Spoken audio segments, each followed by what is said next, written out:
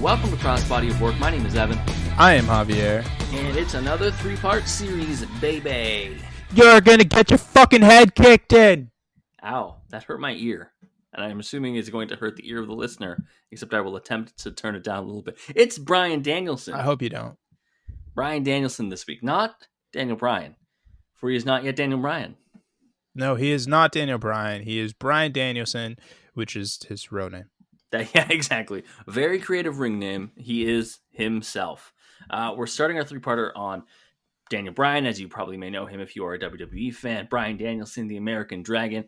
And this week is focusing all on his time in the independents, specifically his time as a founding father of Ring of Honor. And I'm going to put this out here now. We got a lot to get into. There's a lot of actual wrestling to cover this week. But before we start, these matches were all fucking excellent. Yeah, they were. I've always been saying throughout the entire run of this podcast, as much as WWE influenced me with SmackDown very early on in my life, nothing really kept me watching wrestling more than that mid to late 2000s period of Ring of Honor. And someone who was obviously the face of Ring of Honor in the mid 2000s was Bryan Danielson, the American Dragon. He held the title for like over a year. He was the guy that I most associated with that company for that era. So to see him in these matches, it's kind of cool refresher, because I remember seeing some of these just after they happened in that time period. And I know the stories. I've heard his book on Audible like 15 million times already. It's one of the things I do when I run out of podcasts to listen to and I don't feel like listening to music. I'm just like, I'll just do Daniel Bryan's book today. Daniel Bryan will keep me company today. Yeah, so I know all the backstory about all this, and man, I'm really excited for this particular episode because for as good as the stuff with WWE is, the way he's able to take just creative liberties and just wrestle the style that he wants to wrestle without being inhibited at all is just fucking amazing. The style that you know and love from WWE, picture that, make it more brutal, make it like harder strikes, and give him just like a weird, like sadistic yet technical edge. And that's what you're going to see in these 5 matches. And they are fantastic. I loved it a lot. I've never seen any of these matches, so this was big for me. And I honestly am going to probably have Daniel Bryan move up my all-time rankings based on this. Because I'm probably going to go back and watch more Ring of Honor stuff because of this.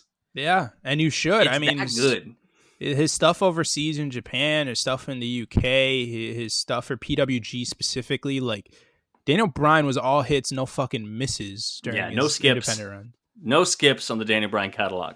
Yeah, it really was. It was just art. Like after I would say 2004, the guy was just untouchable. There's no better technical wrestler in the world. There was just nobody who could go into a ring and put on a better display between the ropes than Daniel Bryan. Bryan Danielson. This man is untouchable. Let's do all the housekeeping stuff up front as normal. Wherever you're listening to us, rate 5 stars, subscribe, tell a friend about the podcast. We appreciate it muchly. It helps out the pod, helps us grow. We want to get all of our wonderful stuff into all the ear holes of all the listeners. So tell your friends that they should come listen to us talk about Daniel Bryan for 3 straight episodes. Follow the podcast on Twitter and Instagram at Crossbody of Work. Also, the merch table is open, fullpressshop.com. Cop the merch. And you might have seen on Twitter, if you follow us on Twitter, that I might have some free time on my hands in the next little while. Or a lot. And I put a poll out to see what the people want. And the people want Twitch streams. So Tell me what to stream on Twitch. And who knows? Maybe if we coincide one day, Evan and I will be playing some Call of Duties. Hell yeah. I have just started, because I got a PS Now subscription. I just started playing Fallout New Vegas. So, want me to stream New Vegas? I've never actually beaten it. So play Ghost of Tsushima. I should play Ghost. That's on my list of games to play. Yeah, and who knows? Maybe one day If Evan just makes it a Crossbody a work account, maybe I will stream on Twitch. Yes, we'll become Twitch streamers. Don't count on it, but I I'll do it. was thinking about doing a WWE 2K Universe mode with all the people we've covered on the podcast. That's a fantastic idea, but so much work. I mean, I can do it. I'm gonna have some free time. I'm just gonna put it out there right now. That is an Evan project. That's right. I got you covered. You want to see us make Too Cold Scorpio world champion? I'm your fucking guy. No, you have to simulate everything. But I want Too Cold Scorpio to be world champion. Then fucking hope he wins. I'm gonna make him OP. Keep making him.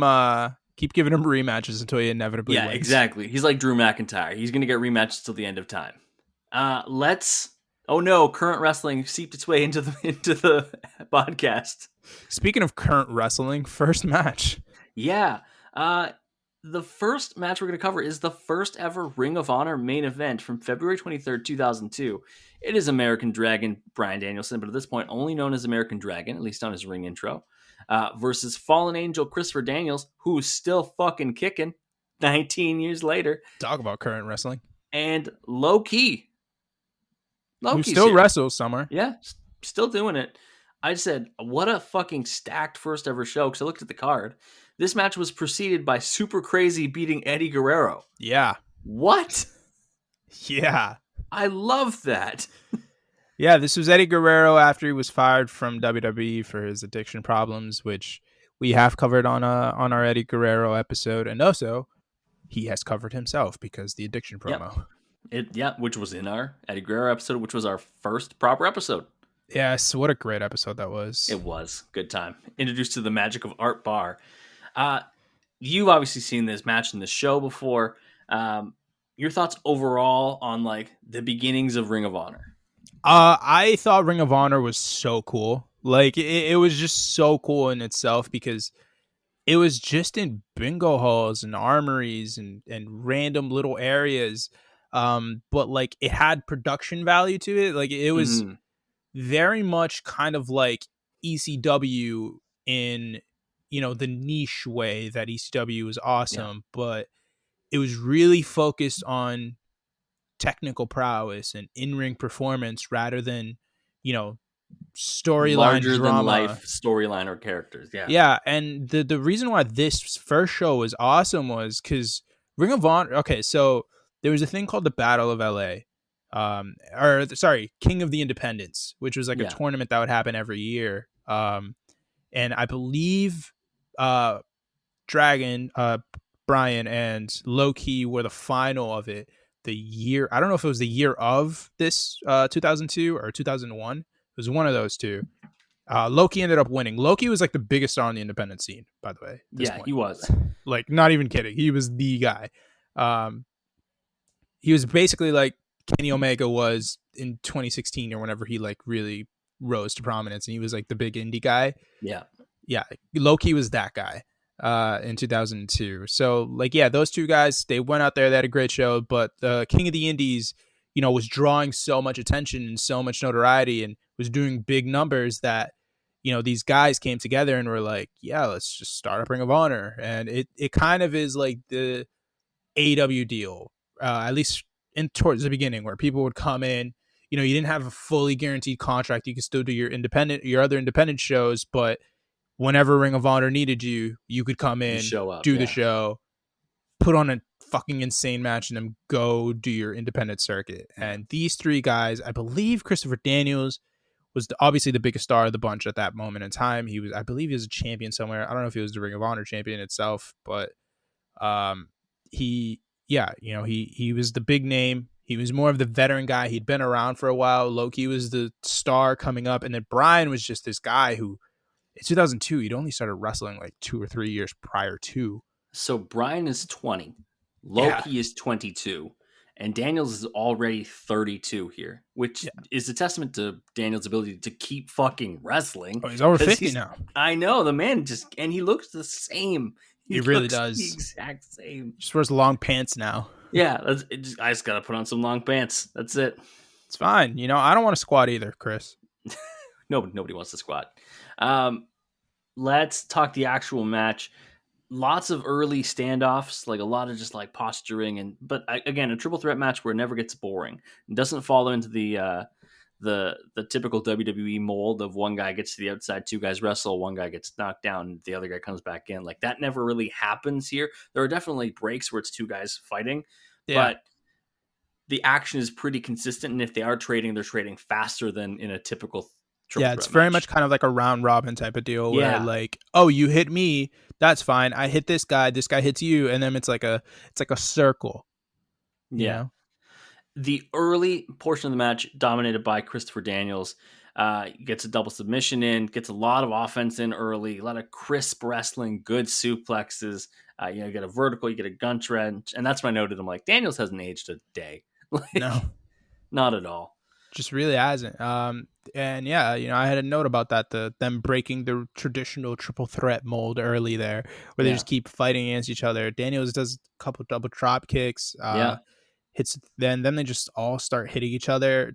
Bryan was in a tree of woe and ate a basement drop kick that looked pretty rough from Low-Ki, who is a stiff worker, but admittedly, everyone on the independents is basically a stiff worker at this point. Yeah, that doesn't surprise me. Like, especially Low-Ki. I have heard that about Low-Ki. Yeah. I mean, to be fair, Bryan is also a very stiff worker, but that's beside the point. Low-Ki starts doing what is now known as yes kicks, but back then were just kicks. Yeah, they were just kicks. Bryan puts on cattle mutilation, which was one of his finishers. I say one of. We'll get to it. Yeah. For like literally like a second before Daniel comes in and breaks it up. And then we get to the part where Low-Ki decides to kick all these motherfuckers. So many Low-Ki kicks. Holy shit. That man just kicks everybody. That man is just going Cristiano Ronaldo on all these fools. Yeah, leading Euro goal scorer. Let's go, Cristiano Ronaldo. Cristiano Ronaldo. That's my boy. Yeah, there's so much action that like I have trouble keeping it all straight. Yeah, I mean, Low-Ki started. He kicked the fuck out of Daniel or out of Bryan. He started chopping the fuck out of Daniels. A little down the line, Bryan puts on like a kind of modified Muda lock, but instead of reaching and grabbing for the face underneath the chin, he instead puts on a chicken wing. He like twists himself, puts on a chicken wing, and Low-Ki breaks it by kicking the ever-loving shit out of him. Like, I'm pretty sure the people across the street from the Armory also heard the sound of that kick. Yeah, and then that leads into the combination that gets like the crowd up for a standing O like 10 minutes in. Yeah, because Bryan still holds on to his leg. Like the whole time, he still has that like Muda lock hold applied. And he suplexes and pins Low-Ki while in that hold. Then a pinning combination on Daniels for a 2, so he turns the submission into a pinning combination. Yeah, we need to talk about that because I've never seen that pin before. There's a reason I only put pinning combination. I didn't know what the fuck to call it. Like, it's a crazy roll up, and I'd never seen it. It's weird. So he like still kind of had the Muda lock hold on, but he like flipped Daniels over, but he also like jackknifed him, but he's also like still standing, kind of, and it's a contortion. Like, go watch the match, and just for that reason alone, like, it's a contortion that I can't explain to you, but it's awesome. And of course, the crowd gives him a standing O, and he deserves it. Yeah, and then they battle to kick Christopher Daniels. Poor Daniels. They're just trying to one-up each other for who can kick Daniels in the back harder, and it's pretty funny. Daniel Bryan, underrated in-ring talker. Oh, he was awesome, dude. Yeah. Yeah, I mean, obviously, he doesn't do it as much when he's a babyface in WWE. When he was a heel during his heel run, he was great at it. The Eco Warrior, he was fucking amazing.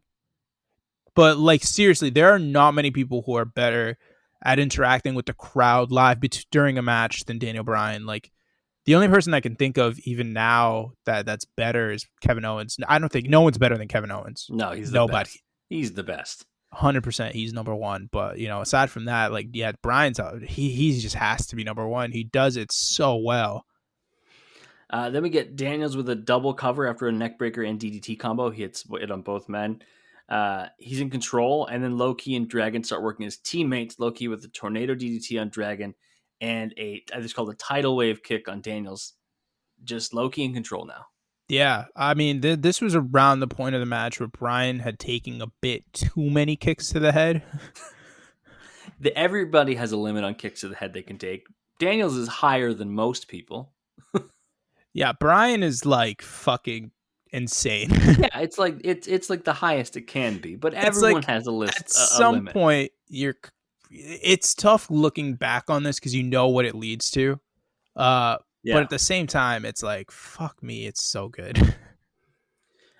Loki climbs up. There's a draping chokehold in the Tree of Woe position called the Hanging Dragon. I was like, that is cool.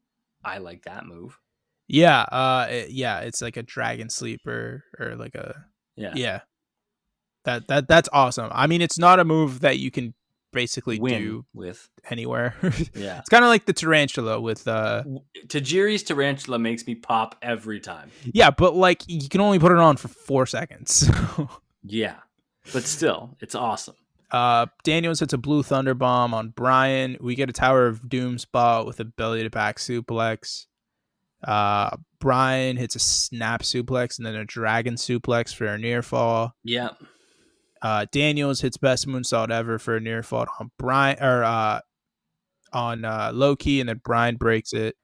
And then the commentary starts calling this the best match they've ever seen. And I was just like, this isn't even in his top 5 for Ring of Honor. Though I will say, it's 2002. Those matches haven't happened yet. And I could see if you've only ever been exposed to, especially if you like only watch WCW. I mean, cruiserweights are awesome, but like if you only watch a certain like style of wrestling and then you go watch these three do this, you'd be like, this is life changing.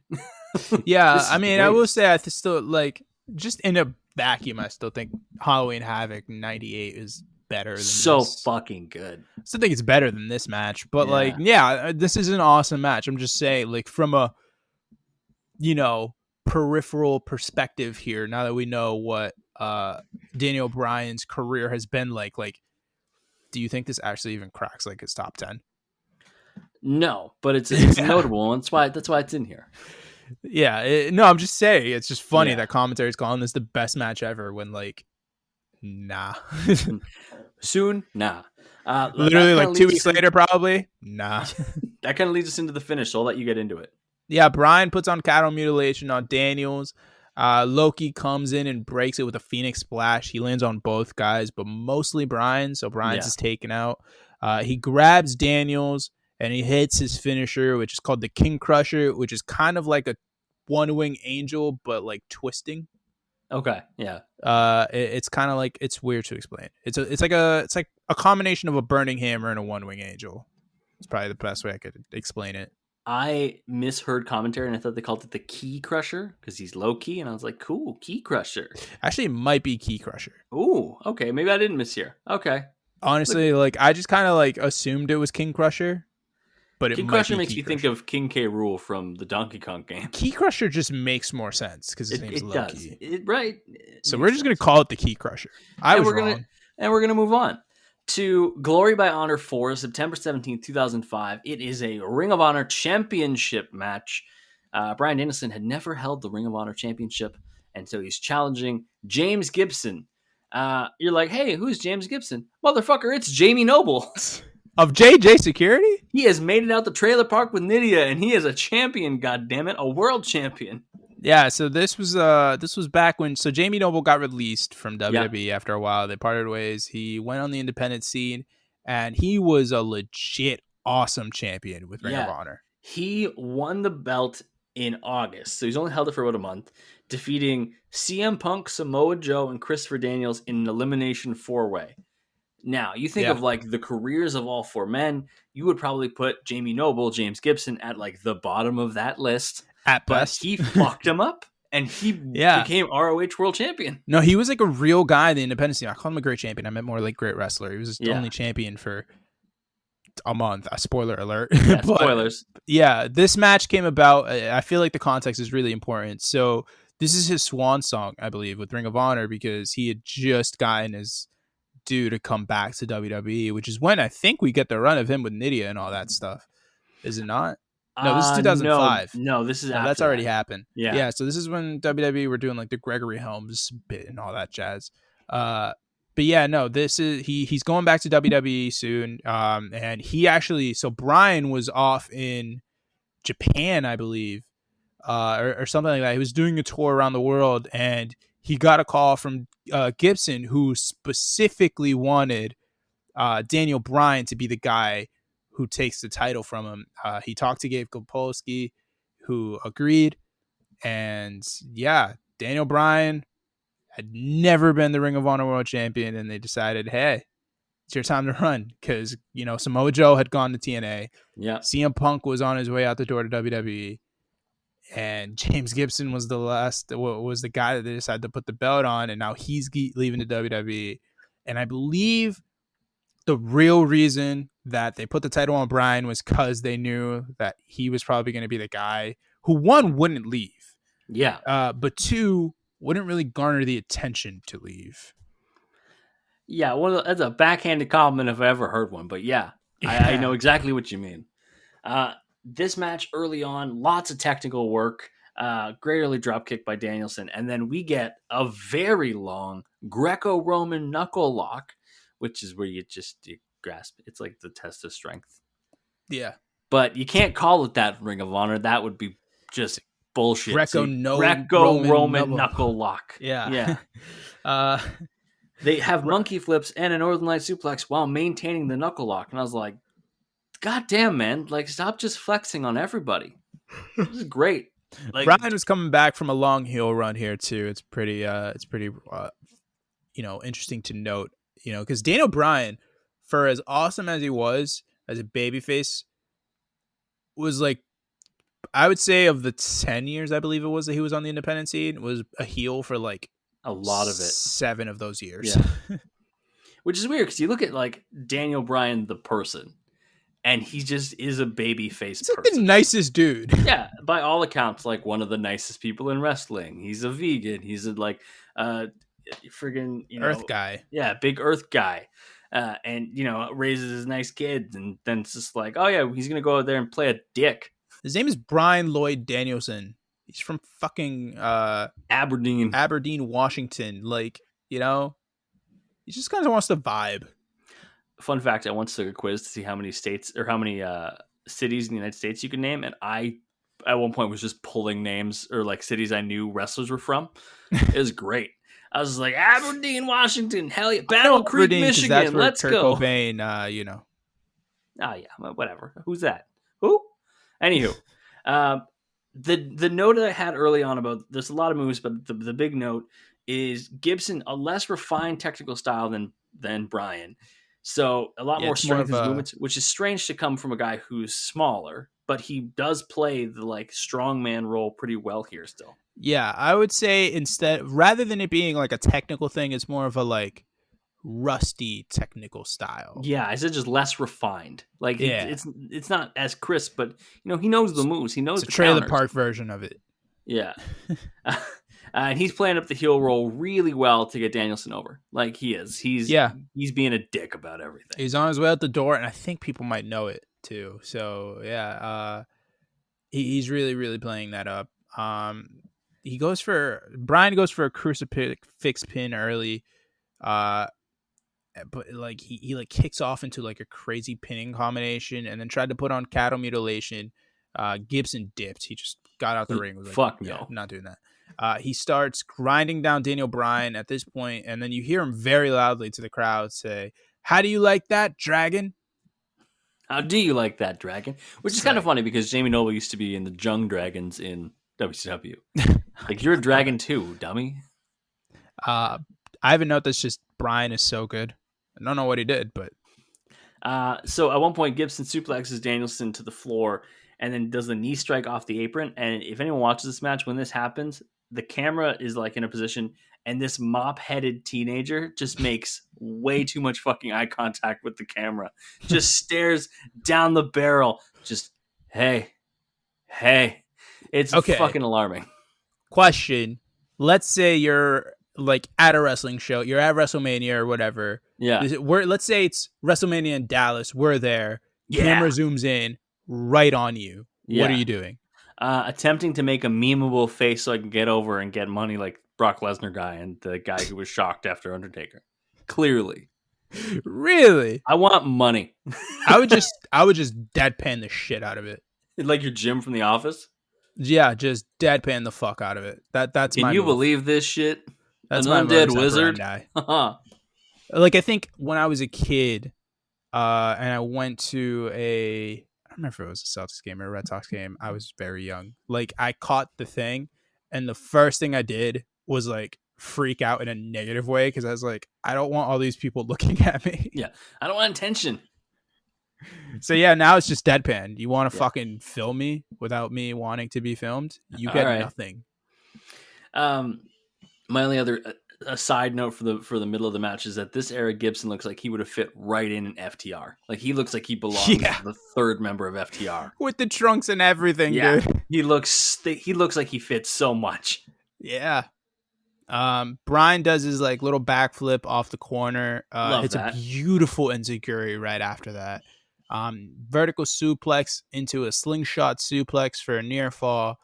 Bryan puts on the surfboard and then stretches him from the neck, which is always my favorite thing, is when he wrenches on the bottom of the chin and just starts fucking yanking on the person. Yeah. The crowd is crazy behind Bryan, which is how you know that the double turn is working. Yep. Bryan goes crazy fast with an airplane spin and like goes insanely long with it. It's a lot. So Daniel Bryan actually picked up the airplane spin and like a lot of his style from. So there's this thing. It's probably not a thing anymore, but before William Regal actually got him into it. It's called like Butlins or something like that, which is like it's like a resort kind of deal or like a camp or whatever in the UK. Like a legit resort camp, not like wrestling resort camp. And they would just put on like these like wrestling events, and the thing that you would do to get super over there was just be funny or like legit entertaining. And just I guess Bryan just like learned how to do like, you know, outlandish shit over there. And also like the airplane spin for way too long. And then he like pretends to be super dizzy, and then the people laugh, and now he is over. Yeah, we are simple people. Things like that will make us laugh. So the next big thing that happens is reversing some waist locks, and Danielson sends Gibson to the outside, but he skins the cat himself, and we get the suicide dive to the outside. Then it's chop season on the outside, some loud ass chops by Danielson, and he tosses them over the guardrail. And then a lot of near falls. Like, they come back in the ring, and it's just this big near fall thing, and it's just Danielson pinning Gibson. Yeah. And at one point pins him where he's sitting on his chest with his knees on his arms and just flexes. And I was like, that's funny. Yeah. My favorite part of that stretch is probably when he Bryan turns to the crowd and he's like, "Let's hear it for James Gibson." It gave me some strong "Is This Your King" vibes. I fucking love Dragon. Dragon was so funny. Bryan hits a Northern Lights suplex and then immediately goes in for an arm bar. Gibson gives Bryan his arm, but only so that he's able to like take hold of the momentum and turn it into a Texas cloverleaf somehow. Which was dope. Yeah. Gibson hits a flying leg drop for a near fall, immediately puts on a guillotine choke. Yeah. Bryan breaks the hold by driving Gibson into the corner. Gibson grabs him and just is like tornado DDT.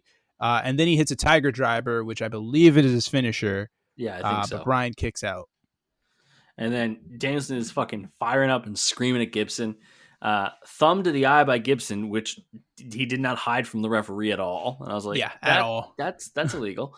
Danielson with a forearm. Then we get Dragon Suplex, bridge for two, a locked-in cattle mutilation, another suplex. Gibson used the turnbuckle to turn it into a pin. And Bryan's holding in the butterfly arms the whole time. Yeah.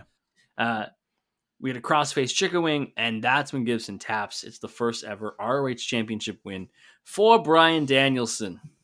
What a fucking great looking crossface chicken wing too, by the way. He had him deep in that bitch. That's the type of chicken wing that if like your older sibling sees it, they're like, "Oh, that's how you do it." Okay.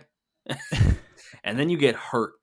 That's in actual chicken context. That's the wing you get where it's the regular like flat type of wing, but then it has that like third bit that sticks out even further. So you get like a third bone somehow in there because they cut it wrong. So you get the beautiful part of the wing. Flats or drums? It depends. So no sauce is just plain wing. Drums with sauce, specifically Flats. buffalo flats. Yeah. I'm a flats guy. I just think they're better. So you like being flat? Yeah. That's me, Flat Stanley over here. All right. On that fun note, we're going to take our first break. When we get back, more Bryan Danielson goodness. Back from the break and across the pond we go. Oi, oi.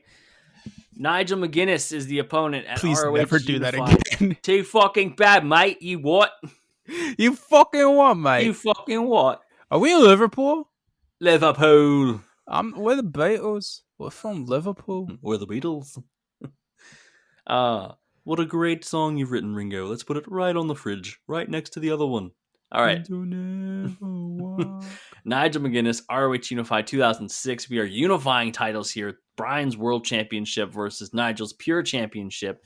And I am unfamiliar with the Pure rules and kind of the ROH Pure system. I'm sure you know more about it. Tell me about it. Yeah. This is obviously going off the top of my head because I don't remember all of them. You get 3 rope breaks. In case you forget something. So you get 3 rope breaks. You aren't allowed to have a closed fist. So if you're going to do strikes, you have to do slaps or like open palm strikes or forearms or whatever. Are you allowed to do dives? Yes. They didn't mention anything about dives. 20 count on the floor. Yes. It's a Japanese count. Yeah. And then I don't remember. I think the only other one was specific for this match that there's a title change on a count out or DQ. Double count out, double DQ, anything leads to a restart. I think that's specific to this match.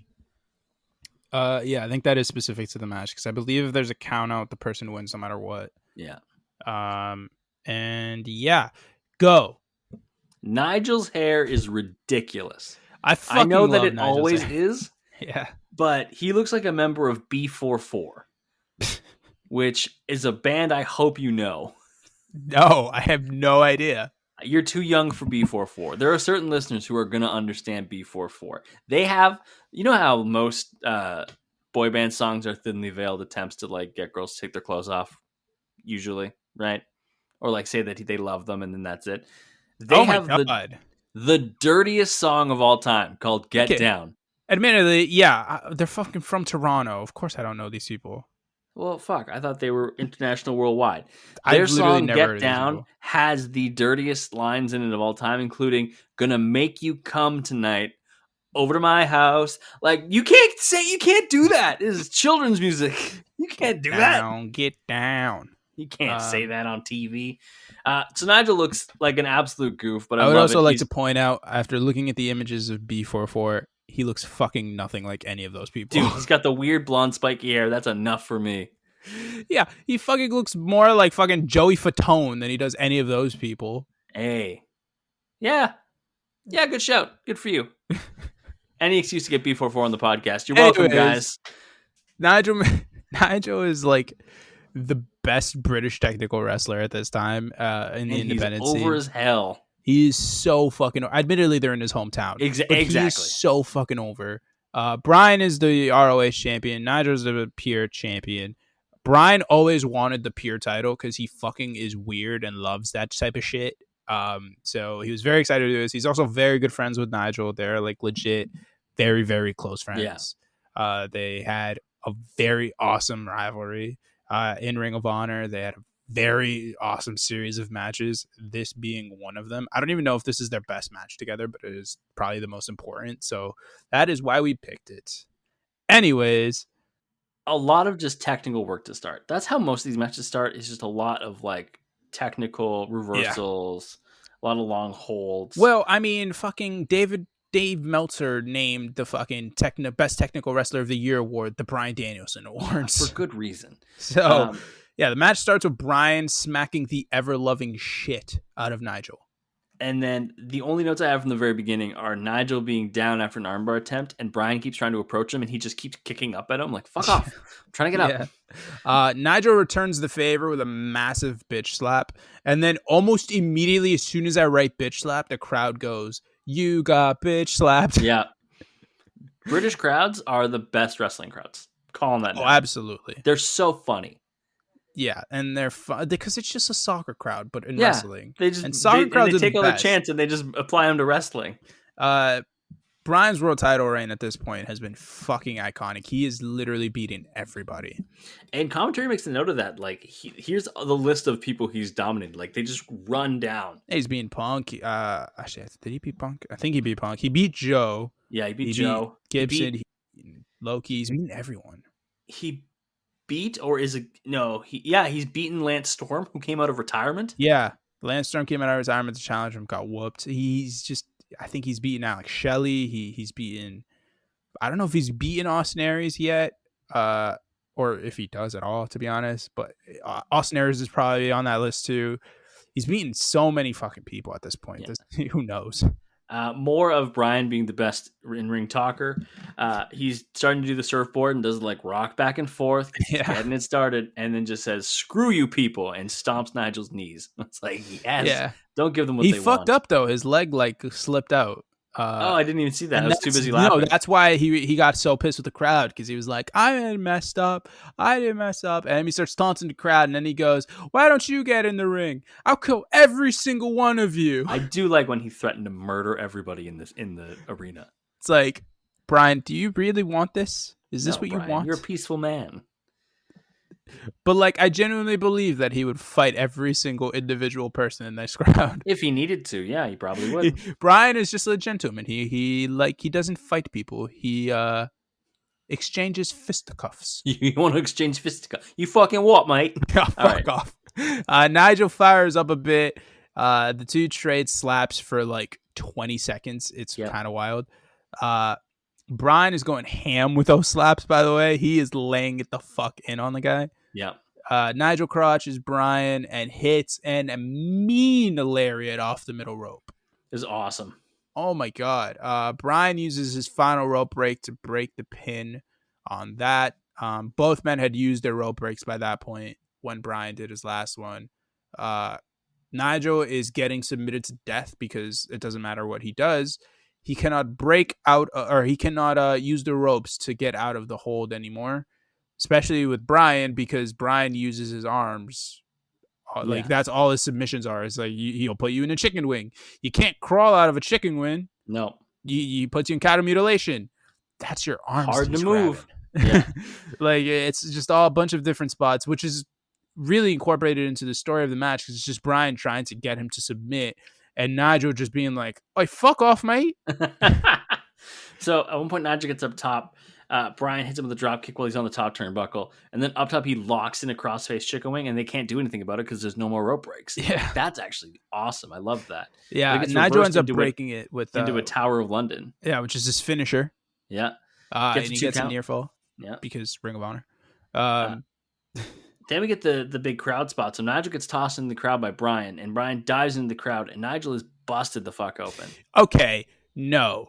This was not when he busted it open. Did you see when he got busted open? No, that's why I thought it happened here. When did he get busted open? No, so remember the part when they're like up against the ring post, and Nigel like grabs Bryan through the like the other side of the ring post, grabs his arms, and then like runs him into the pulls him and runs him into the ring post. So Bryan was like, "Yeah, I'm gonna do that to you now 3 times," and each time you could see it clear as day. Nigel was like stiffening up, and Hardway was hitting the post with his head. He busted himself open hard way. No, thank you. Like on purpose. He hit it so hard. There's this big dive by Bryan. Nigel gets back into the ring at the count of 19, and then just decides, "Hey, my head's already bloody. I'm probably concussed. I'm going to use it as a weapon," and decides to just throw as many headbutts as possible. And a rebound lariat that was a good rebound lariat. Fucking awesome. It might be legitimately one of the best I've seen. Yeah, because he looks so legitimately like he's going to tumble out of the ring. Yeah, because the man is a gushing mess of blood. Yeah, he looks like he's dead. But like, yeah, he actually is dead. So Bryan rolls through the pin after the lariat, puts on cattle mutilation. You know, Nigel's just fighting. He can't really do much. He's stuck in the middle of the ring, and then Bryan is just like, you know what? This isn't ending fast enough for me. Fuck this guy. He puts him in a crucifix lock and just starts raining elbows down on Nigel's head for like a solid 15 seconds before the ref is just like, yeah, this is over. I popped so hard. This is my favorite of the 5 matches. It's a great match. It's excellent. It doesn't overstay its welcome at any point. It continuously is moving. And the ending of Bryan just raining elbow, just doom upon Nigel. Obviously, the fact that Nigel's bloody already sells it. But Nigel's just like, you could see him trying to fight out of it and like take them. And then just slowly the light kind of goes from his eyes and just kind of. It's amazing selling from Nigel. Yeah, it's very good. I fucking love this match. Let's keep going in the Daniel Bryan Ring of Honor World Championship reign, because this reign is full of fucking bangers. It's over a year, so. Match 4 is at Glory by Honor 5, so we were just at Glory by Honor 4 for our second match. Here we are, September 6, 2006, versus, all caps, KENTA. Yeah, KENTA, who's been on this podcast before. Yes, he was in the Shibata episode. Yes, he was Shibata's tag team partner, and honestly, fucking mid-2000s KENTA would fucking ruled, especially in Ring of Honor, because he just brought a style that you hadn't seen. He was stiff in the stiffest way possible, but it was like a palate cleanser from all the technical guys, from all the high-flying guys. KENTA would just come in and beat the fuck out of people. And it was funny because he's short. So it's even compared to other people, he was short. Like, who is this short guy? It's like Hasbulla walking in and just whooping ass. That's my guy. I fucking love that guy. The fact that he's like not a child is terrifying. Yeah, he's like 18. Yeah, he's 18 years old. It's fucking awesome. I saw a clip of him feeding a monkey, and he does the classic dad clap, which is like, and I was like, that man's 48 years old. You can't tell me he's not. Check the birth certificate. Yeah, he's got a 401k. You can't tell me. Yeah, I mean, this match here, though, is fucking beautiful. So, before anything, everyone needs to know Daniel Bryan has a separated shoulder. Like, legitimately, his shoulder is separated. Yes. Not sure if people know this. A separated shoulder is what kept Karrion Kross out for like 5 months or whatever it was. Not even. It was less than 5 months, but a long time. I have had a separated shoulder. It sucks dicks. It's bad. And you're always going to have that little lump. I don't know if you have that lump. I do, right here. Yeah, you always have that little lump. It sucks. It's one thing that will like always, it's like a sprain, like a super bad sprain. Once a month really I wake up and my shoulder's like, we're going to hurt today. I'm like, all right, cool. That sucks. And that's been every day since the 10th grade. Yeah, so what does Daniel Bryan decide to do when he has a separated shoulder? He wrestles the stiffest man in Ring of Honor.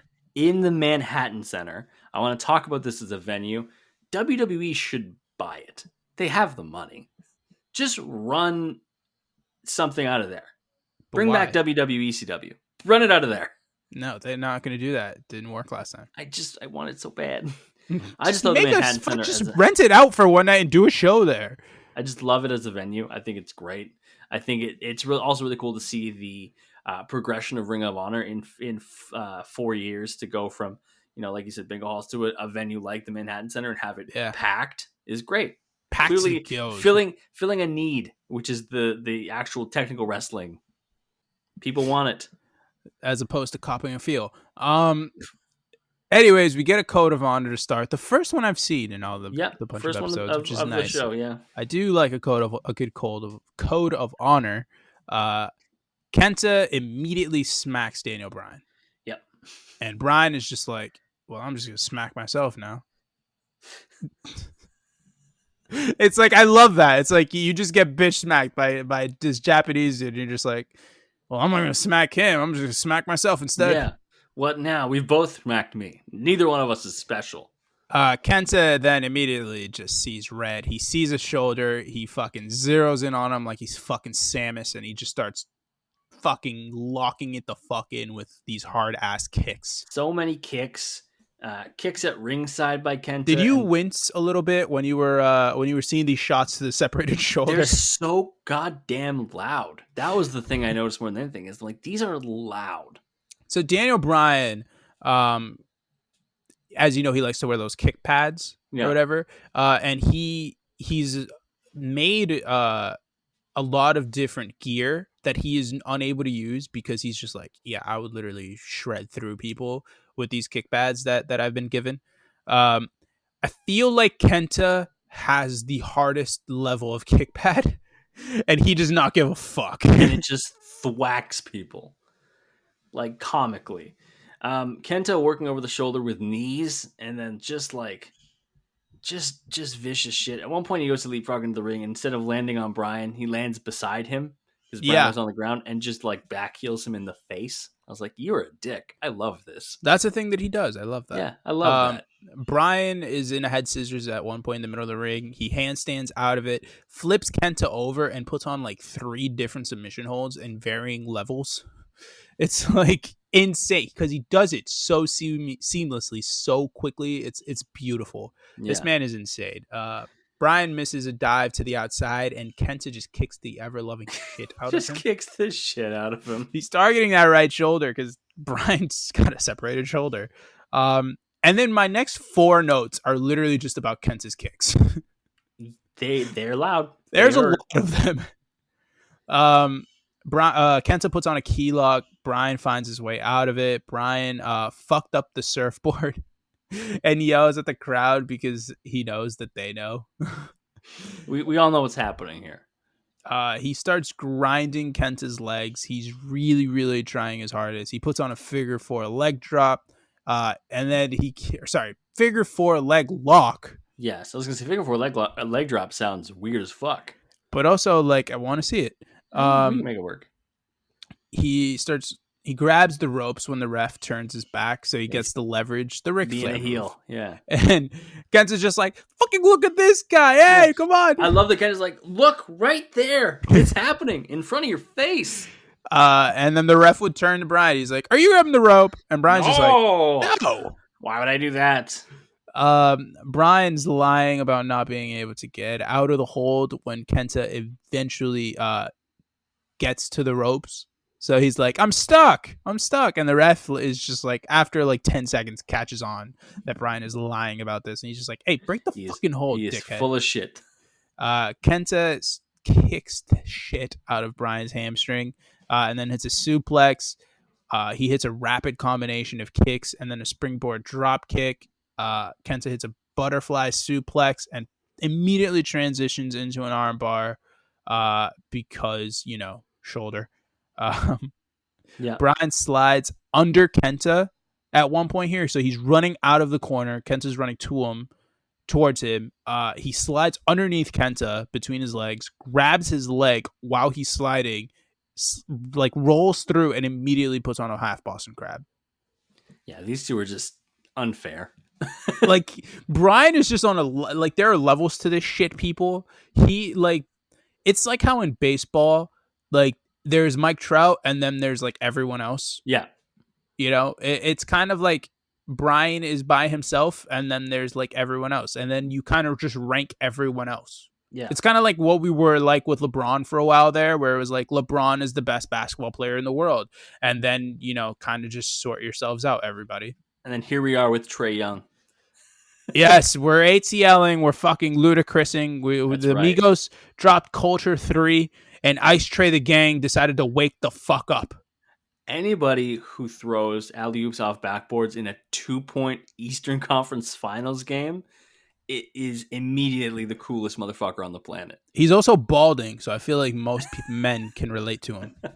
I love any of the memes that are like, you see Trae Young walking around, it's just like a Q-tip that's got some hairs on it. Yeah, it's just messed up. That's Trae Young. I see him. Fuck, my favorite one, I think I saw one. It's Angelica's doll, Cynthia from Rugrats. Yeah. But the man can hoop. Who gives a shit? Man can hoop.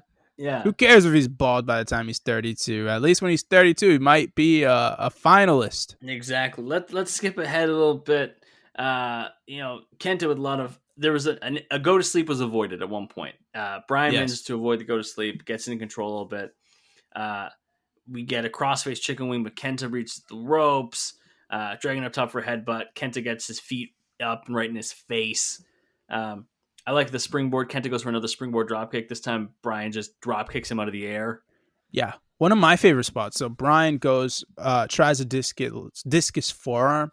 Kenta catches it and turns it into an armbar almost immediately after that. So Bryan is going for a springboard dive, and Kenta just catches him and hits him with a cutter. Yeah. Which is so fucking cool. Bryan hits a regal plex at some point here for a near fall. He goes for a back suplex off the top rope and turns it, rolls through, turns it into a cattle mutilation. Bryan goes for a dive. Kenta catches him, hits the GTS, but Bryan gets his foot on the top rope. And he is the first. So fucking hard for that. Yeah, he is the first guy in, I think it's just Ring of Honor, to not be finished by the go to sleep. Yeah, to not be finished. Even if he did just break it back in his foot. He didn't kick out. He's the first guy to not be finished by it. And then Kenta just decides, all right, this guy's shoulder separated. All right, just kicking the shoulder again. Just fuck this guy's murder. Up. Yeah. Bryan manages to get a roll up for it too. Bryan with repeated elbows Kenta's head, but he powers out of it. We get cattle mutilation reversed into a pin. Yeah, Kenta also almost turning that elbow flurry into a GTS. He literally just deadlifts him from the ground. He's like, I can do this. I can make this work. Well, get elbowed. He's like, yeah, I'm going to do this. And Bryan just too much. Overpowers him, puts on cattle mutilation. And then suplex by Bryan. Still has the arms locked in. Again with cattle mutilation. Again with the elbows. Again switching back to cattle mutilation. Finally, Kenta taps. This match, a close second for me to the Nigel McGuinness match. This was so fun. This match was just hard-hitting as fuck. Also, this is what everybody was freaking out about when Hideo Itami became a thing. When he came to NXT, like, wow, like we're going to get these types of matches. We never did. But like, I want this. I want this Kenta. I want him. Yeah. This is the guy that should have been the NXT champion. In NXT, that would have been lit. Maybe for Kenta, not as much for Finn. No, Finn would have had a bad time. Yeah, Finn would have had a nightmare of a time against this. Also, guy. Hey, Finn's going to be a dad. I saw that on. Really? Yeah, I think people are trying to figure out what he meant, but he just posted the Rafiki holding Simba up from Lion King, and then his wife retweeted it and was like, yeah, and people were saying congratulations under it, and I was like, I assume that's a pregnancy announcement. Oh, that'd be fucking awesome. Yeah, little mini prince. That's exciting. That's awesome. I love that for him. Yeah, baby's going to be born with abs. Anyways, we're going to take our last commercial break. When we get back, our last match for Bryan Danielson. Back from the break, it's our final match. It's ROH World Title at Manhattan Mayhem 2007. Bryan is not the champion here. He's the challenger against Takeshi Morishima, who we have seen already in the Katsuyori Shibata episode. Yeah, Takeshi Morishima making another run here at the podcast. Yeah, he is a big boy. You know that massive. Brock Lesnar, Keith Lee give? Big boy. Yeah, that's Takeshi Morishima. This was a match that was strategically chosen by me. The Morishima episode will have the other match. But this one was specifically picked because it is to show how fucking insane Bryan Danielson is. And he is. We'll get to that. Bryan lost the title to Homicide in December 2006, who in turn lost it to Morishima. Bryan took time off once he lost the title to finally heal that injured shoulder we talked about last match. Bryan is the babyface here by far. Yeah. Morishima is definitely the heel. Because he's the foreign guy.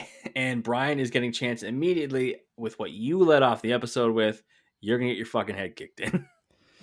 Yeah. You're going to get your fucking head kicked in. I love that chance so much. My first note here was, you want to see a dead body?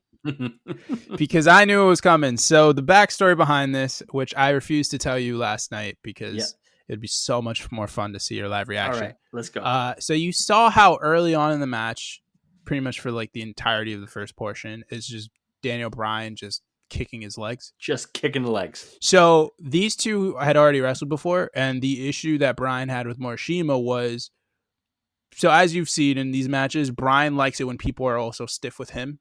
It like brings out a better version of it, and it makes the matches look cooler. Morishima was very much like the lovable giant in that he didn't want to hurt the people that were smaller than him. He was super stiff with guys his size, him in and around his size. But the smaller guys like Bryan, like KENTA, whatever, he did not want to hurt. So he wouldn't go like 100. And Bryan knew that. So what he thought was a good idea was to piss him off legitimately. So the first part of the match where you see Bryan just going for leg kicks repeatedly was not planned. Is to piss off more. I love he that. legitimately did that to piss off Takeshi Morishima. I love that. And the match probably starts like there was supposed to be the like handshake, the show of honor or whatever. And Morishima doesn't shake hands, which I said is a strong play for a guy with a My Chemical Romance haircut. I'm not okay. He's got the bob. Yeah, but he's also like Japanese Walter. So it's like he's Walter sized and will kick your fucking face in. Yeah, he's also got Walter's offense. Yeah, Bryan, literally, I'm not even kidding people. Like the first 5 to 7 minutes of this match is just leg kicks.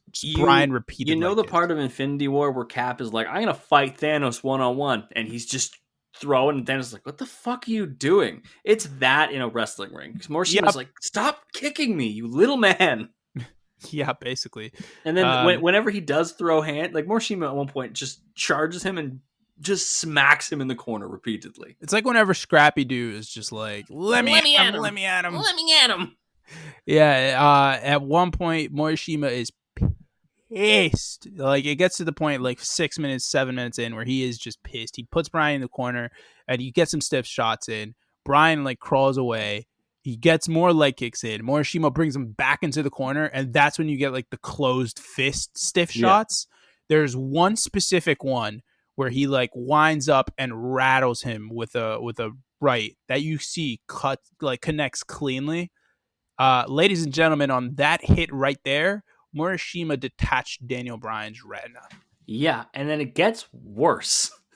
If you thought that was going to be the worst thing, they then go to the outside, and Bryan is sat down on a chair, and Morishima goes with a running boot, and the first thing he connects with on that boot is the detached retina. He just hits him clean in the eye again. And these happen within like 30 seconds of one another. Yeah, Bryan it just gets kicked a bunch. You could see him selling the eye because he can't really see out of it. If you don't know, your retina should be attached. Also, right, I said detached retina. He also has a broken orbital bone. Yes. So his eye is all kinds of fucked up. He looks like the Phantom of the Opera. Yes. So Bryan throws Morishima over the barricade, does a springboard dive onto him into the crowd. Bryan starts working the leg because that is what you do when you kick a guy for like 10 minutes straight, and he's also twice your size, possibly even more than that. He drapes it on the barricade and then hits it with a chair because this is a no disqualification match. Which I didn't know until he hit the chair and nothing happened. I was like, oh, okay, we're cool. Like, it's just like the cool parents are here. I didn't notice it until I noticed that the ref wasn't counting at all. So I just kind of put 2 and 2 together. Bryan starts trying to get as much offense as he can. He goes for a missile drop kick. Morishima no-sells it and then doesn't drop at all. Murders it. I'm talking absolutely murders this man with a lariat. JBL, take notes on the clothesline. Yeah, this was rough. Bryan gets up, he kicks the leg, he puts on a leg lock through the Achilles. That's what I thought it was. It's kind of like a heel hook, but it's not really a heel hook. They called it an Achilles hold. I was like, okay. Yeah, it really just kind of looks like a leg lock, but you see him like gripping the Achilles from the back. Like it. Morishima gets up from that, hits a German suplex, hits a vicious Uranagi, which makes like Samoa Joe cringe. Yeah. Also, of note, obviously, it's a real injury. Every time he finishes a move, Danielson is just holding his eye. Yeah, because it might actually pop out of his fucking head. Yeah, we don't want that. That's bad. That's Vader time. We don't want that. This isn't Haas month. Yeah, Haas month is coming back. I'm going to throw it out there now. Why not? We just mentioned Haas month. August is going to be Haas month once again. Put it in your calendars. This is Evan's favorite thing every year. I fucking love Haas. I just love that we have a theme month. We should get more theme months. Theme month, and it's just big guys and women. Just big beef mint slap meat. Anyways. Morishima gets a Thez press on. Yeah, Oh, actually, no. There's a Thez press, and then Danielson reverses it into a Boston Crab, and I was like, okay, damn. Yeah, just before that, though, he put on like kind of like a reverse sharpshooter. Yeah. Like it was a sharpshooter, but Bryan was facing the opposite direction of what Bret Hart would typically be facing. And at one point, Danielson almost gets a small package and a bunch of elbows, another roll up for it too. And commentary says he has such a tight, small package. And it's like, phrasing, Jesus Christ. Anyways, you can't say that on television. The way Morishima kicked out of that single leg Boston Crab Evan talked about earlier was by literally kicking out of it by kicking the eye. I have a target, and I'm going to kick it. It is that thing. That fucking eye. What is this? Fucking Telltale Heart? What the fuck? Anyways, Bryan is trying to get some pin combos in because that is what he does. He is a guy who likes to submit you. He likes to hit you hard. And he also wants to fucking torture you with pins. A little cheeky pinning combination. I like the sunset flip attempt that Bryan goes for. And Morishima's just like, whoa. And just drops onto him. With literally like so it's not even like a bonsai drop. It's none of it's like he legitimately he drops. He legit like spreads his legs and full 300 pounds, whatever the fuck Morishima is, flat on Daniel Bryan's chest. Just ass on chest action. Some gluty meat to the chest meat. Gluty meat. That gluty booty. We get a gigantic, and I mean that because Morishima's huge, German suplex by Bryan. And then elbows from Danielson. He's just elbowing him, and Morishima just gets up. And finally, Bryan manages to kick his legs out from under him. Because all the time he's been kicking him, he hasn't been able to get his legs out from under him.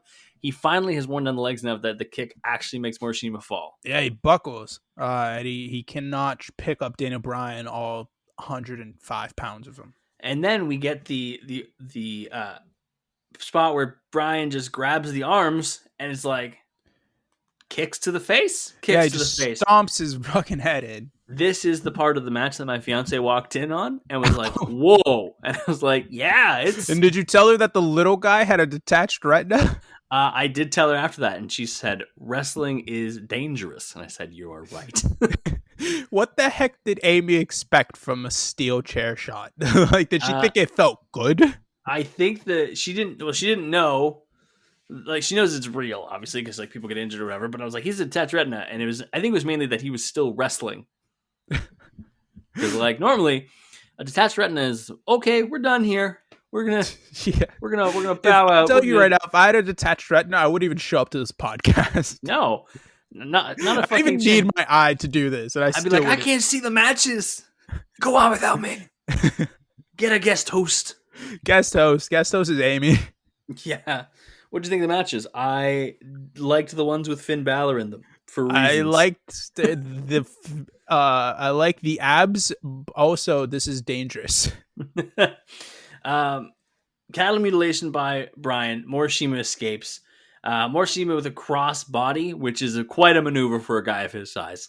Yeah, just to get horizontal like that. Holy shit! Oh yeah, it was like the back suplex. Yeah, like off the top rope, right?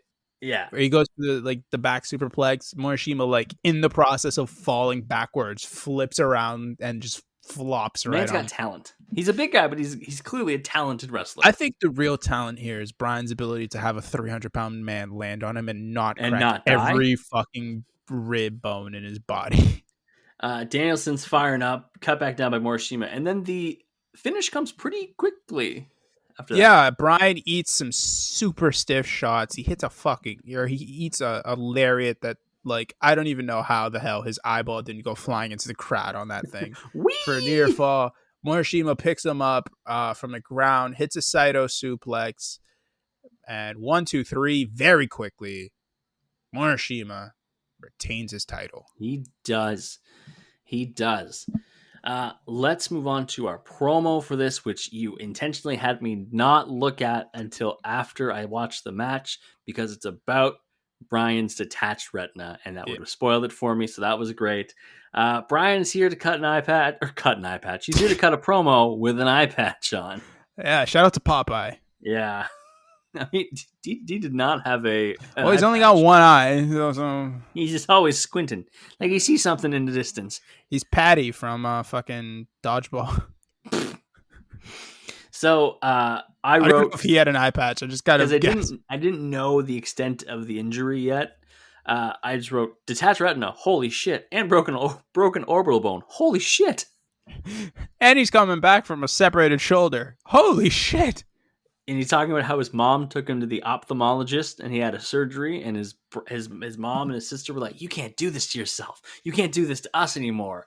And they show a clip of him getting his eye looked at, and his eye was fucked. Yeah. Like, ooh, no, bad. Yeah, he talks about how wrestling is starting to mess with his family, and if you know Daniel Bryan or if you've read his book, you know how fucking important his family is. This man's all about family. It's all his life has ever been is literally just his family and wrestling, and that is it. He doesn't care about money. He doesn't care about clothes. He doesn't care about anything other than wrestling and his family. Like the crazy thing about I believe literally the first thing he says in his book is WWE had him take like a career aptitude test, like a success type thing, and he was literally like the lowest possible percentile for motivation. Like it legitimately was like as low as humanly possible. WWE had this like thing put out to all their like top stars to like see what qualities would be good in a person to make them like, you know, a superstar or whatever the heck like the top person in wrestling would be. Bryan was the top guy at the time. Yeah, his motivation was fucking like zero.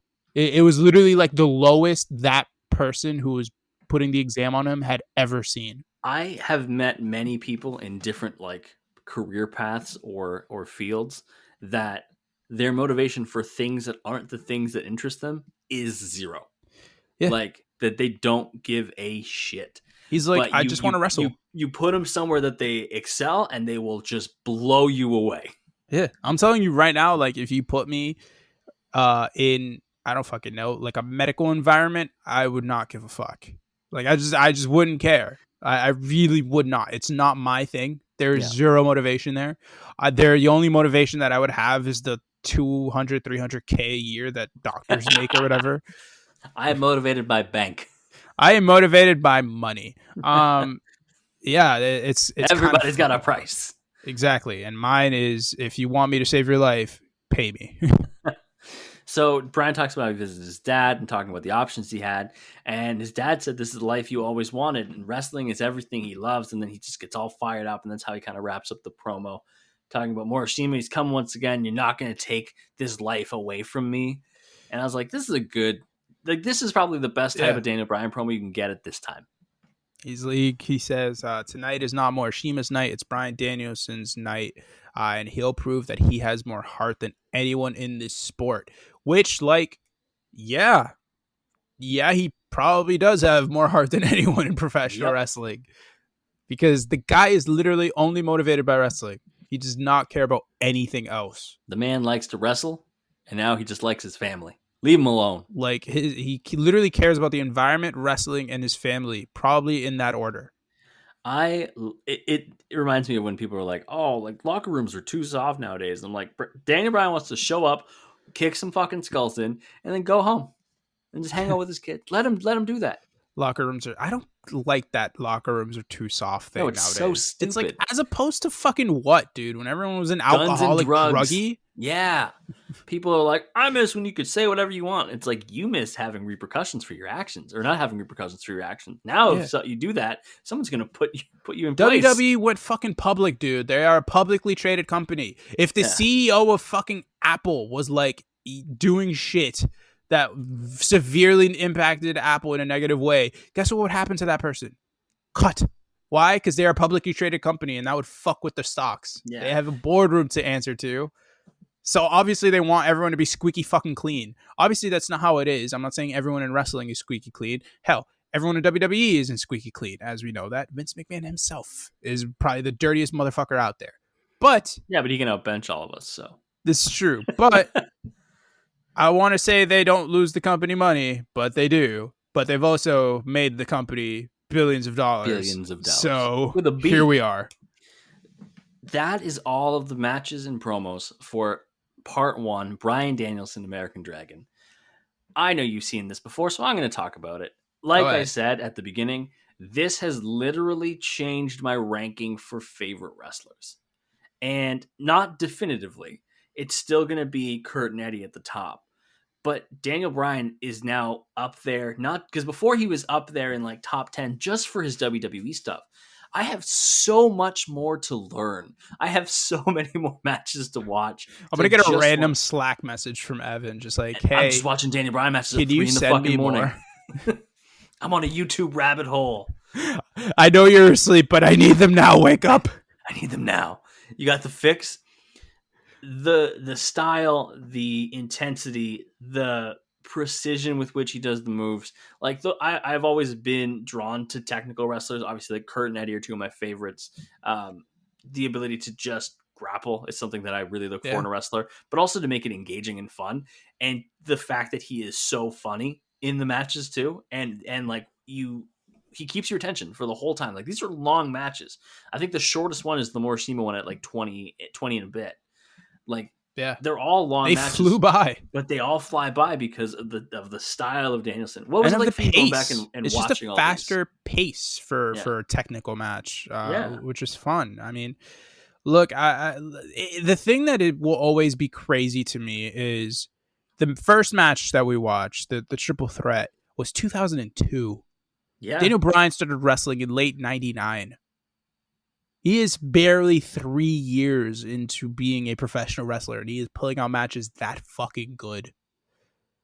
Like that is just insane to me. The guy was a natural from the jump, and God damn it, he grinded his way up. Like when you think of the indie wrestler, like, you know, stereotype of the guy who literally wrestles in bingo halls and armories and fucking travels the world with no money whatsoever and fights injured and do all that stuff. Like Bryan Danielson is that guy. Yeah. Like he was that guy. He was the indie darling. What WWE tries to do in the 2K like career modes.